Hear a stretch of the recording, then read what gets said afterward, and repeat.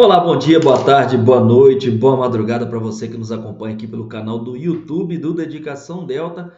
Eu sou o Gleison Lima, professor e coordenador aqui do Dedicação, e venho com mais uma aula que tem o título Alvo Certo e, claro, hoje trazendo novidades, conteúdo de muita relevância e para você aprimorar os seus estudos, especialmente em concursos das carreiras policiais. O importante é que você, primeiramente, nos siga aqui em nosso canal para que você possa ter acesso a conteúdos exclusivos, rápidos e muito bons para você que estuda para concurso público. Mais ainda, curtiu o nosso vídeo? Dá um like aí, você pode fortalecer o nosso canal cada vez mais vindo com informações atualizadíssimas para vocês. Hoje, a nossa conversa, como a gente sempre fala que é um alvo certo, é um tiro curto para que você possa ter acesso ao nosso conteúdo aqui gratuito pelo YouTube, é a gente conversar sobre o crime de estelionato, mas em comparação com o crime de fraude bancária. Isso mesmo. Nós vamos ver as diferenças que temos aí entre o crime de estelionato e a famosa fraude bancária, que nós temos em essência, os dois, a ideia de fraude.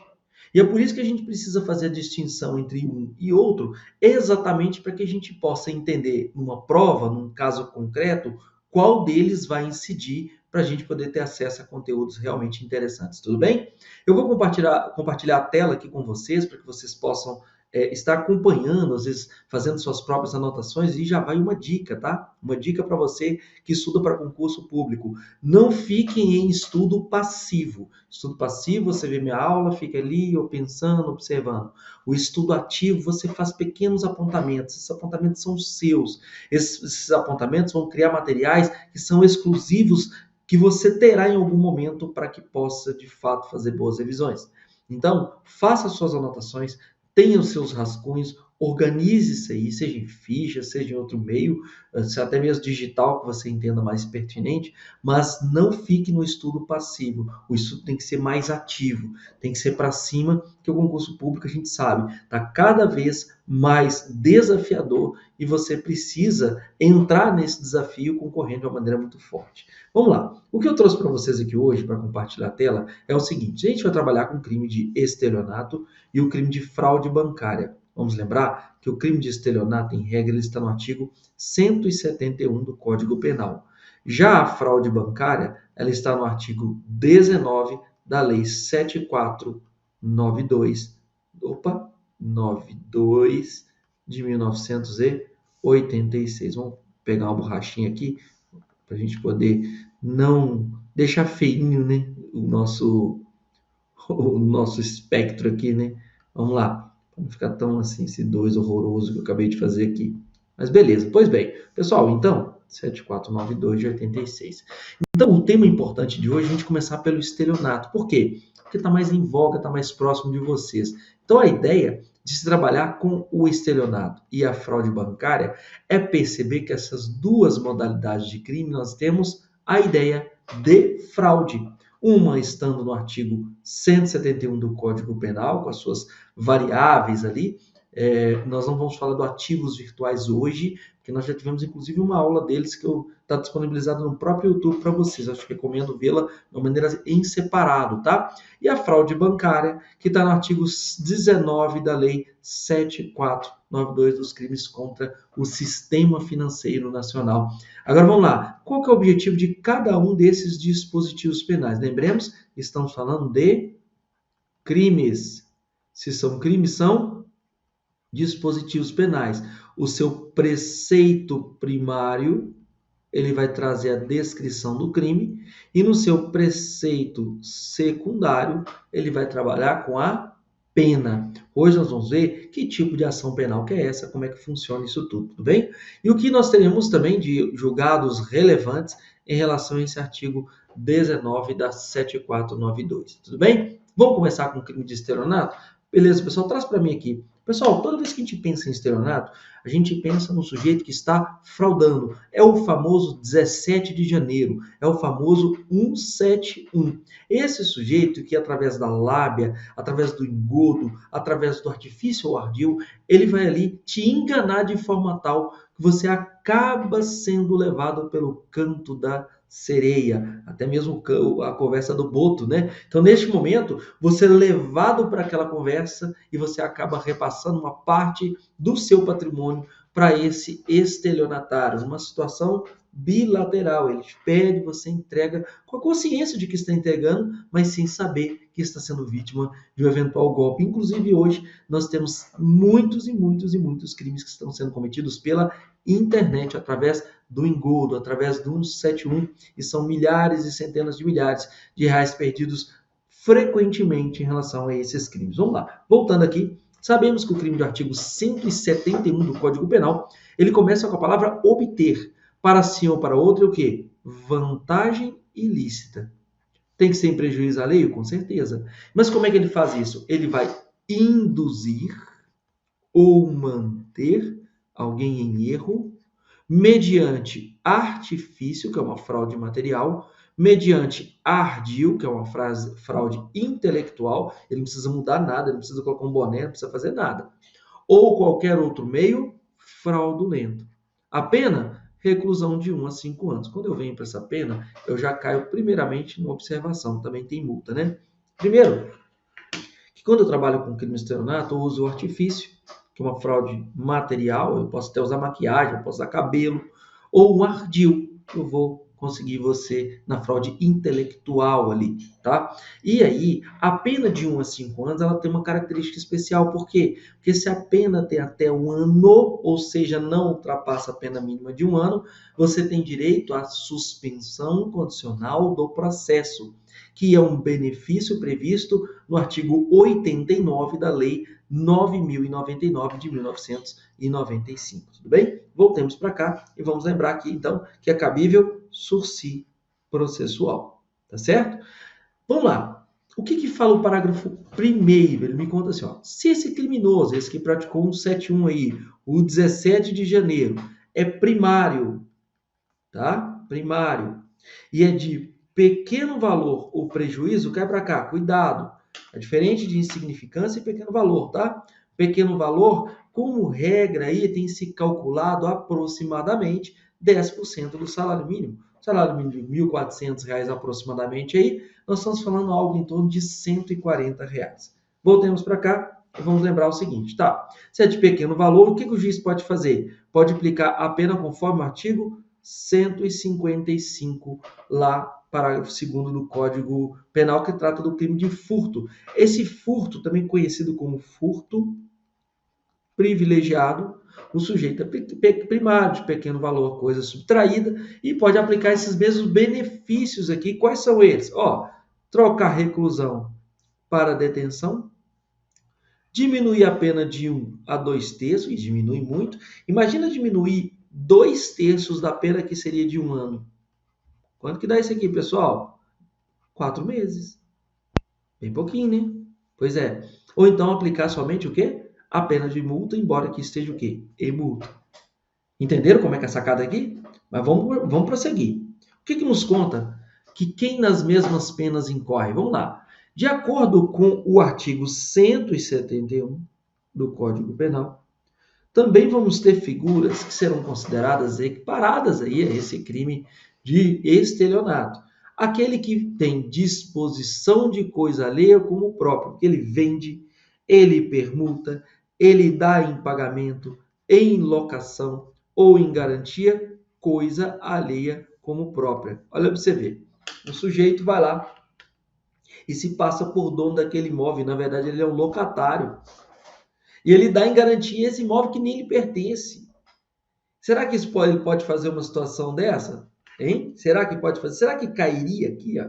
Olha só. Vende, dá em permuta, pagamento, em locação, em garantia, coisa alheia com o próprio. Olha para você ver como é que o tipo penal é abrangente. Mas não é só isso, não.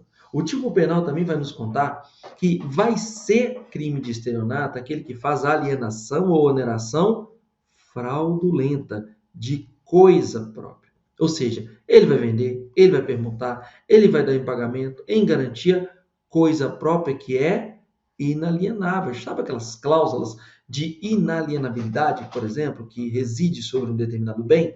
Pois é, Está com essa cláusula e o sujeito vai lá e quer vender, permutar. Também aquela que é gravada de ônus, tem, por exemplo, uma hipoteca surgindo sobre ela. Ou litigiosa, se for litigiosa também não pode. Ou imóvel que prometeu vender a terceiro. Se prometeu vender a terceiro, o que está vendendo para outro?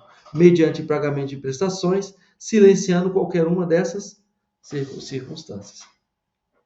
Também vai incorrer quem faz a defraudação de penhor. Sabe aquela garantia que a gente chama de pignoratícia? Pois bem, nesse tipo de garantia, se você defrauda alienando o seu credor, de outro modo, garantia pignoratícia, quando tem a posse do objeto empenhado. A Caixa Econômica, quando ela empresta o dinheiro, pode ser que ela peça uma garantia, por exemplo, de um ouro, de alguma coisa que você tenha. Mas geralmente o que ela faz? Ela pega e fica com aquilo dentro do cofre dela. Mas é diferente, por exemplo, alguém me emprestou um dinheiro e falou, não, como garantia, qualquer coisa você tem minha aliança aqui. Aí, de repente, eu vou lá e vendo a aliança, que era a garantia desse meu negócio. Portanto, se acontecer isso aí, o que nós temos? Artigo 171 do Código Penal, nessa modalidade que está prevista no parágrafo 2º. E mais, fraude na entrega de coisa.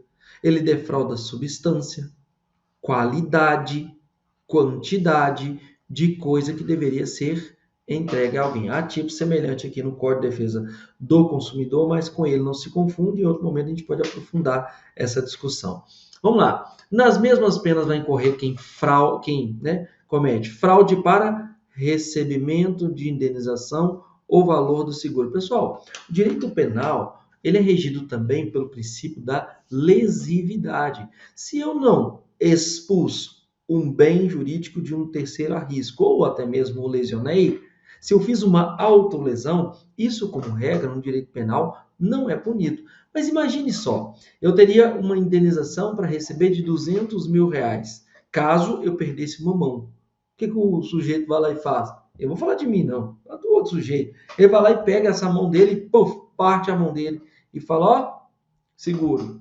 Fiquei sem a mão, sofri um acidente ali e tal. Se é descoberto, se além dele não receber a indenização, haverá o que aqui? Olha, fraude para recebimento de indenização do seguro. Por quê? Ele destruiu total ou parcialmente, ou oculta coisa própria, ou lesa o próprio corpo ou a saúde, ou agrava as consequências da lesão ou doença, com o intuito de haver indenização ou valor do seguro. Isso acontece muito em casos de carros. A pessoa vai lá e fala que o veículo foi furtado, que foi assaltado, que o veículo pegou fogo, enfim. São várias peripécias que acontecem aí pelas pessoas que desejam praticar esse tipo de infração penal. Mas também é crime aquele que comete fraude no pagamento por meio de cheque. Aquele que emite o cheque sem suficiente provisão de fundos em poder do sacado ou lhe frustra o pagamento, que esse aqui é o famoso borrachudo, né? Borrachudo, ou seja, o cheque vai e volta. Nesse aqui também, o sujeito comete esse crime? Comete esse crime, tá? O interessante é que neste caso de fraude no pagamento por meio de cheque aqui, nós temos a competência que é determinada pelo domicílio da vítima, conforme artigo 70, parágrafo 4º do Código de Processo Penal. Mas nós vamos avançar aqui, por quê? Porque aqui nós temos também a modalidade eletrônica do crime de estelionato. Esse aqui, pessoal, tem bombado, não só em provas de concursos públicos, mas na realidade da vida cotidiana. Isso porque as pessoas que desejam ir praticar infrações penais, elas descobriram que uma forma de cometer esse tipo de delito, infelizmente, é uma forma eletrônica, que consegue enganar a pessoa à distância. Isso diminui o risco até mesmo para o próprio marginal, que vai ali cometer esse tipo de delito longe dos holofotes, longe da possibilidade de ter um confronto com a polícia, e às vezes com uma majoração de lucro muito alta. Portanto, esse sujeito marginal que comete esse tipo de crime, ele incorre nesta fraude da modalidade eletrônica, que é uma modalidade qualificada, não majorada, não com causa de aumento. Cuidado com os termos. Qualificada do crime de estelionato, nominado aí de fraude eletrônica. Essa fraude eletrônica, caso o sujeito venha a praticá-lo, ele vai ter uma pena de reclusão de 4 a 8 anos, além da multa, se a fraude é cometida com utilização de informações fornecidas pela vítima ou por terceiro, induzido por erro, por meio de redes sociais, contatos telefônicos, envio de correio eletrônico fraudulento ou por qualquer outro meio fraudulento análogo. Pessoal, isso é mais comum que acontece. Com certeza alguém já ouviu falar de alguém que recebeu uma ligação telefônica de alguma pessoa que veio falar assim: ah, eu sou do seu operador de cartão, ah, você foi contemplado com a carta de crédito, ah, isso e aquilo. Tudo isso entra no crime de estelionato, quando é solicitado. É diferente, tá, gente? Só fazer uma pausa aqui. É uma diferença, ou aspas, né? Quando, por exemplo, a pessoa liga e fala: estou com seu filho aqui e se você não me pagar tanto, nós vamos matar o seu filho, etc. e tal. Isso aí configura crime de extorsão, que, diga-se de passagem, é um crime formal, não é estelionato. Estelionato, o cara é labioso, o sujeito vai conversando e vai te convencendo até a hora que você cai naquele conto e acaba dando dinheiro para esse sujeito. Se for fisicamente, presencialmente ali, nós estamos falando de uma fraude que acontece de uma maneira do estelionato comum. Porém, se isso aconteceu por meio das redes sociais, por meio de um golpe, golpe do primo, golpe do 0800, entre tantos outros golpes, nós estamos falando de crime de estelionato na forma eletrônica, que é qualificado, pena de 4 a 8 anos. Veja a diferença, tá, gente? Artigo 171, o crime de estelionato, a pena é de 1 a 5. Cabe sursi processual, dentre outros. Então, é bem diferente a conversa aqui. E vai ter causa de aumento de pena? Sim. Vai ter causa de aumento de pena de 1/3 a 2/3 se essa fraude eletrônica é praticada mediante utilização de servidor mantido fora do território nacional. Tá? Nós temos causas de aumento de pena no caso de crimes de estelionato? Temos. Qual vai ser, no geral, tá? Isso aqui é para qualquer um. Qual vai ser a causa de aumento de pena? Vai aumentar 1/3. Se o estelionato é cometido em detrimento de quê? De entidade de direito público ou de instituto de economia popular, assistência social ou beneficência. E vai ter um aumento de 1/3 ou um dobro, era só um dobro antigamente. Se o estelionato é cometido contra idoso, o certo seria falar pessoa idosa, tá? Ou vulnerável, considerada a relevância do resultado gravoso, aumento considerável. Imagina aumentar o dobro dessa pena, o que são 4 a 8 anos, se fosse o estelionato eletrônico, né, nessa causa de aumento, seria de 6 até 12 anos. Aumenta muito. Mas vamos lá. Qual que é a condição de procedibilidade no crime de estelionato? Cai para mim aqui. Pessoal, o que é a condição de procedibilidade? É a possibilidade ou não de você, a necessidade ou não de você representar, é o fato desse crime ser de ação penal pública incondicionada, é o fato desse crime ser de ação penal privada, é isso aí que fala condição de procedibilidade. É o Ministério Público, pela lei, ele precisa da vítima representar? Ou será que é o advogado que tem que ir lá entrar com uma queixa-crime? É isso tudo que a gente chama de condição de procedibilidade.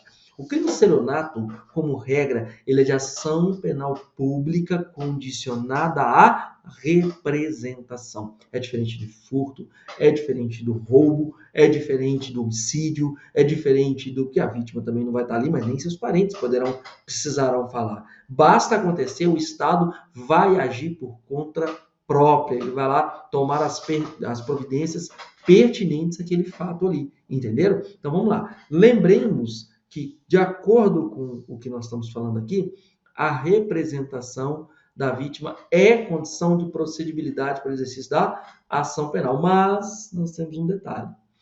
A administração pública, se a vítima for a administração pública direta ou indireta, vamos lembrar da indireta aqui, gente?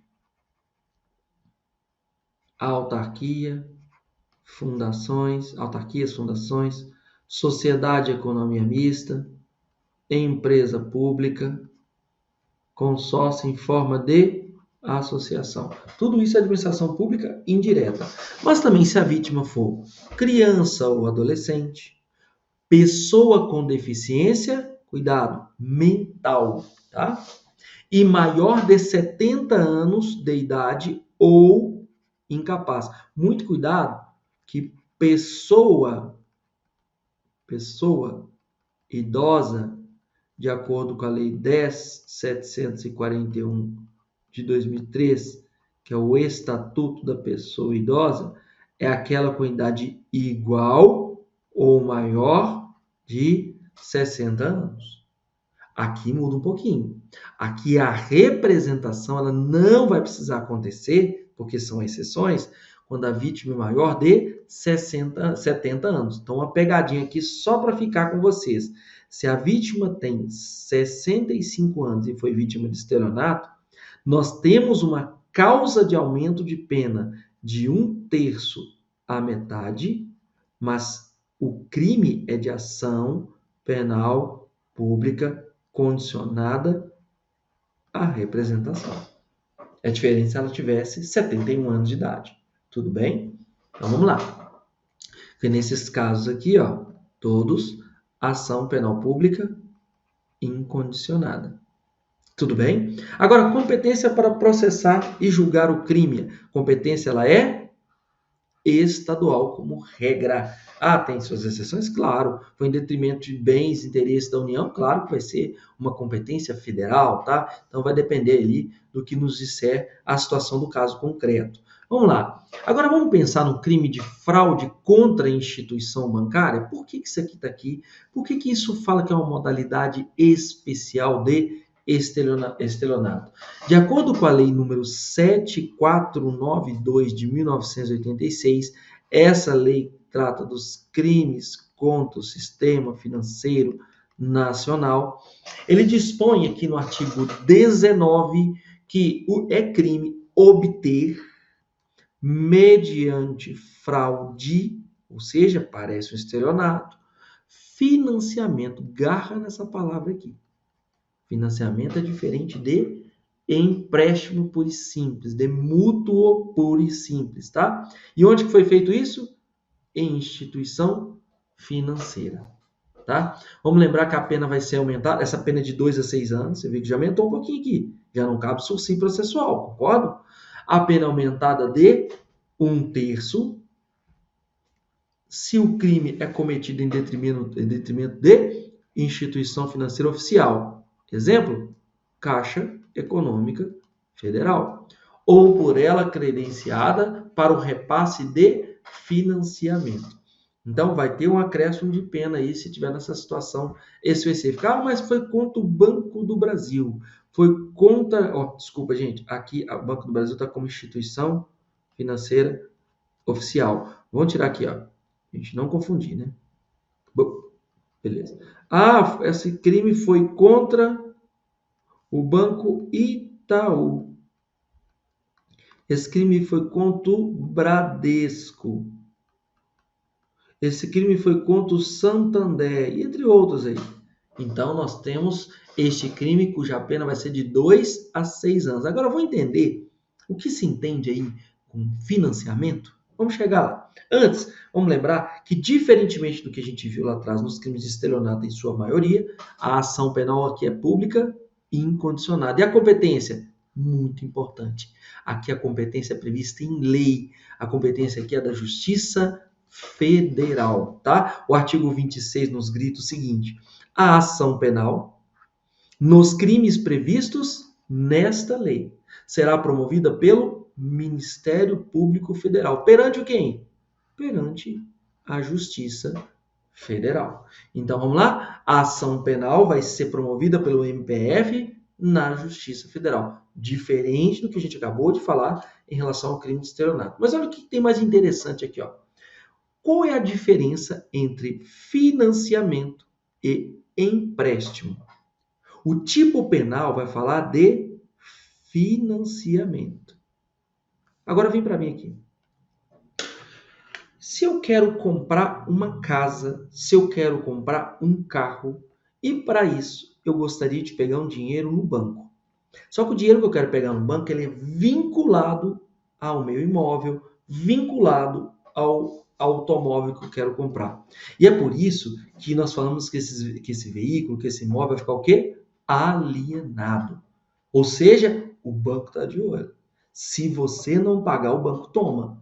Toma sua casa, toma seu carro. Tá certo? Então, traz para mim, vão lembrar, ó, toda vez que eu falar de financiamento, o meu empréstimo, que é uma modalidade especial de financiamento neste caso, ele vai ser vinculado. Toda vez que eu falar de empréstimo, é o tal do empréstimo puro e simples, é o tal do mútuo puro e simples.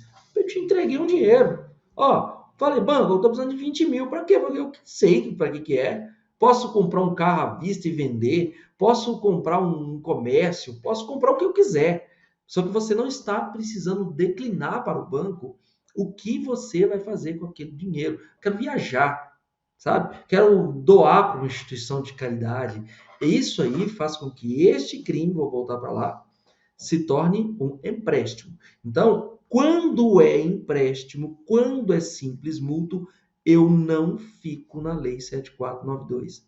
Quando é financiamento, que é uma modalidade de empréstimo vinculado, que tem a gente que fala que está alienado, etc. e tal, nós sim vamos aplicar o artigo 19. Então, volta para mim aqui. A pergunta é: então, eventualmente, uma Caixa Econômica Federal que emprestou um dinheiro aleatório para uma pessoa X, e isso aí foi fraudado, esse empréstimo.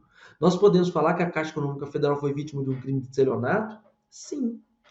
Mas na verdade o cara entregou uns documentos lá para praticar contra a Caixa um crime de fraude, mas com o objetivo dele pegar um financiamento para aquisição de um imóvel. O que nós tivemos?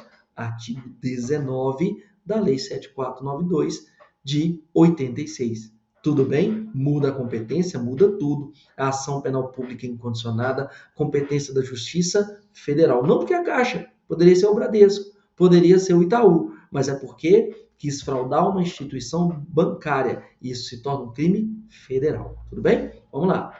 Agora, o interessante é lembrar de alguns julgados sobre o tema. Vamos lembrar que é o seguinte, olha o que ele fala aqui de um desses julgados.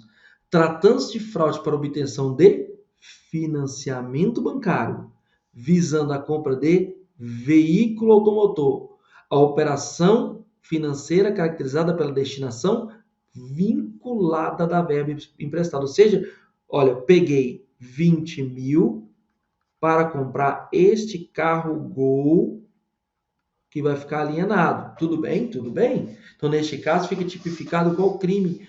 Qual crime? O crime contra o sistema financeiro nacional. Porque o que você quis foi um financiamento. E a competência? Justiça Federal. Agora vamos para frente. Vamos começar a imaginar aqui, ó. Tratando-se de financiamento, operação financeira caracterizada pela destinação específica e não do simples mútuo, transação que tem destinação específica do montante emprestado, fica caracterizada crime contra sistema financeiro nacional, Justiça Federal, que deve julgar o feito.